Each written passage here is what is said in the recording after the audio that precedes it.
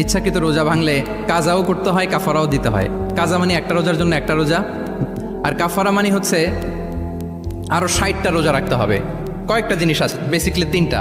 তো রাসূল ইসলাম তাকে বললো যে তোমার তো পেনাল্টি হয়েছে, তুমি তো বড় ভুল করে ফেলছো, তো তোমার কাছে কি এরকম কোনো দাস আছে যেটাকে তুমি আজাদ করে দিতে পারবা, মুক্ত করে দিতে পারবা, তাহলে পেনাল্টি আদায় হয়ে গেল। সে বলে ইয়া রাসূলুল্লাহ, না, আমার তো এত সক্ষমতা নাই, আমার কাছে তো কোনো দাস নাই। আচ্ছা, দাস নাই।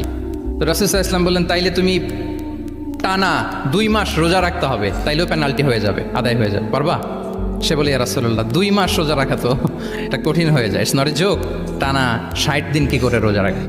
তো রাসূল ইসলাম বললেন এটাও পারবে না, তাহলে 60 জন মিসকিনকে খাবার খাইয়ে দিতে হবে এজ এ পেনাল্টি।